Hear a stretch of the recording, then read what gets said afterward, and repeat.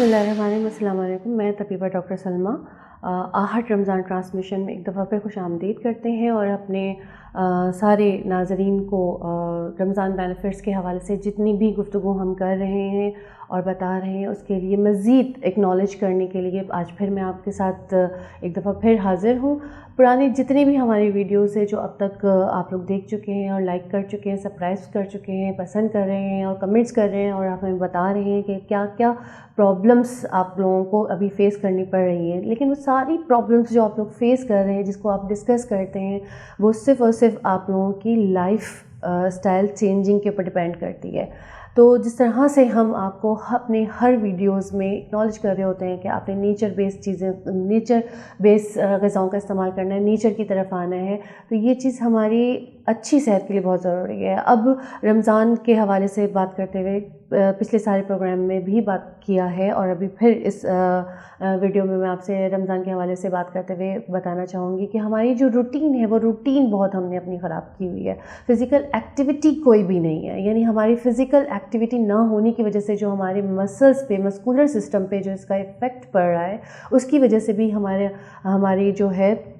बहुत सारी प्रॉब्लम्स जो है वो क्रिएट हो रही हैं और हमारे ऑर्गन्स जो है वो डिसऑर्डर के फॉर्म पे जा रहे हैं। सुबह की सहरी के बाद जो है बहुत देर तक सोने का जो रूटीन हमने बनाया हुआ है और सहरी भी बहुत ज़्यादा, सहरी में भी बहुत ज़्यादा मुरग़न ग़िज़ाओं का इस्तेमाल, जैसे पराठे वगैरह कर रहे हैं और उसके बाद एक लंबी टाइम के लिए नींद में आराम से गुजार रहे हैं कि जी रोज़ा है और रोज़े में आराम करना है। तो नहीं, रोज़े में भी आपने वो सारी फ़िज़िकल एक्टिविटीज़ को कंटिन्यू रखना है। इस फ़िज़िकल एक्टिविटीज़ को कंटिन्यू रखने से जो हेल्थ बेनिफिट्स आपको सहरी के, रमज़ान के मिलेंगे, उसका अंदाज़ा भी नहीं कर सकते हम लोग, ठीक है। तो वो पेशेंट जो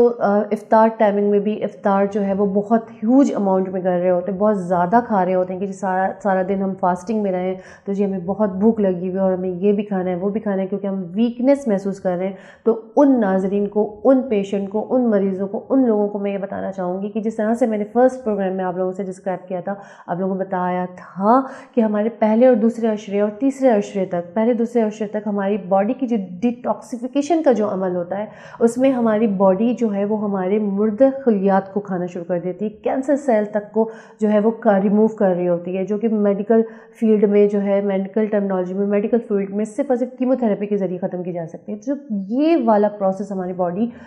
खुद नेचुरली रमज़ान के महीने में कर रही होती है, तो उसके अगेंस्ट हमारे मसल्स और हमारे टांगों में एक तनाव सा महसूस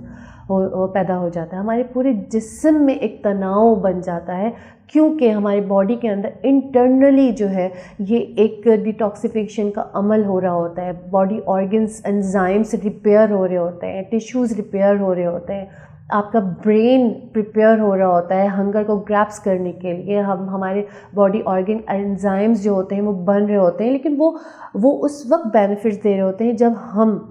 वो नॉर्मल लाइट ग़िज़ाएँ, प्रॉपर तरीके से हल्की ग़िज़ाएँ लें और अपने सोने जागने की रूटीन को बेहतर करें, फ़िज़िकल एक्टिविटीज़ को अपनी लाइफ में इंक्लूड करें। ये नहीं कि इफ़्तार किया और उस इफ़्तार करते साथ जो है नमाज़ पढ़ी और लेट गए, साथ साथ तरावी वगैरह का एहतमाम किया, तरावी के बाद फिर इतना ज़्यादा खाने का एहतमाम किया या फिर होटलिंग का एहतमाम किया और उसके बाद फिर लेटे रहना और कोई फ़िज़िकल एक्टिविटी नहीं जी, क्योंकि रमज़ान है, हम रमज़ान में कुछ नहीं कर सकते,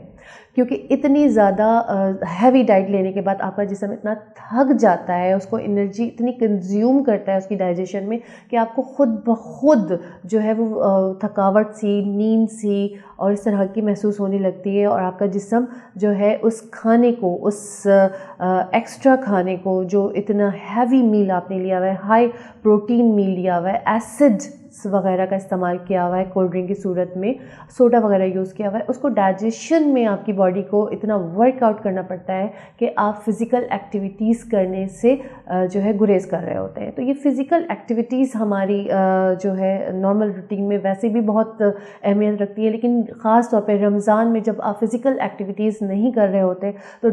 इनडाइजेशन का शिकार हो रहे होते हैं, डाइजेस्टिव सिस्टम ख़राब हो रहा होता है, प्रॉब्लम्स लेके आ रहे होते हैं पेशेंट, मरीज़ कि जी हमारी डाइजेशन बहुत ज़्यादा ख़राब हो गई है और डाइजेशन को प्रॉपर करने के लिए फिर वो मेडिसिन की तरफ आ रहे होते हैं, मेडिसिन ले रहे होते हैं। जबकि हमारे प्रोग्राम में हम अपनी हर नशियात में, हर प्रोग्राम में यही एक्नॉलेज कर रहे होते हैं कि जब डाइट प्रॉपर किया जाएगा, डाइट को बेहतरीन तरीके से लिया जाएगा, पानी का इस्तेमाल बेहतरीन तरीके से किया जाएगा, खानों में शोरबों का इस्तेमाल बेहतरीन तरीके से किया जाएगा, सब्जियों को सूप की सूरत में बेहतरीन तरीके से लिया जाएगा, दालों को जो प्रोटीन है, लो प्रोटीन चीज़ें हैं, उसको प्रॉपर तरीके से लिया जाएगा, तो आपके इनडाइजेशन इश्यूज़ होंगे ही नहीं और आपको किसी मेडिसिन की तरफ नहीं जाना पड़ेगा। ये लाइफ स्टाइल चेंज लाना हमारे लिए बहुत ज़रूरी है। आपकी लाइफ मॉडिफिकेशन में सबसे पहला कदम आपकी डाइटरी चॉइस है। आपकी लाइफ स्टाइल को चेंज करने के लिए सबसे बेसिक चीज़ आपकी फ़िज़िकल एक्टिविटीज़ हैं और वो सारी बुनियादी चीज़ें हैं जो हम अपने हर प्रोग्राम में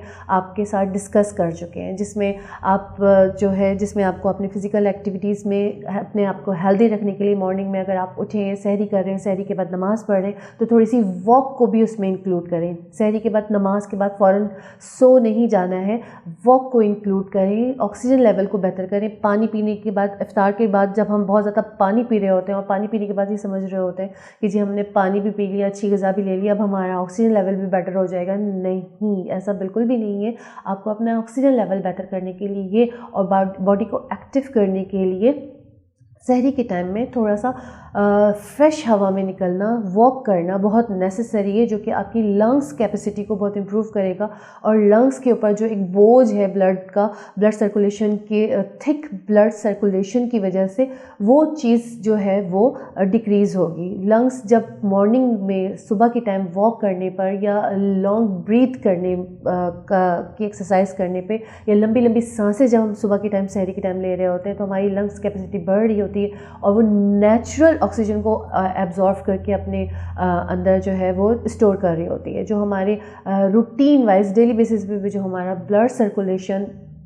सर्कुलेट कर रहा होता है वो उसको ऑक्सीजनेट करता है और जब वो लंग्स उस ब्लड को ऑक्सीजनेट करता है तो आपको ऑक्सीजन की प्रॉब्लम कभी भी नहीं होती। और ऐसे मरीज़ जो कह रहे होते हैं कि जी हमारी सांस बहुत ज़्यादा फूल रही होती है, वो इस प्रॉब्लम से बाहर निकल जाएंगे। उनको बहुत ज़रूरी है, उनके लिए बहुत नेसेसरी है कि वो सुबह सहरी में नमाज के बाद थोड़ी सी वॉक के लिए टाइम निकालें, वॉक करें और लंबी लंबी सांसें लें ताकि आपके गुर्दों के अलावा, आपके फेफड़ों के अलावा, आपके लंग्स के अलावा आपके गुर्दे और दूसरे ऑर्गन्स भी जो है एनर्जेटिक हो जाएं। इसी तरह अगर हम बात करते हैं कि जी हम पानी का इंटेक कम कर रहे हैं, पानी का इंटेक कम कैसे हो रहा है? पानी का इंटेक कम होने का मकसद ये है कि हम मशरूबात, ठंडी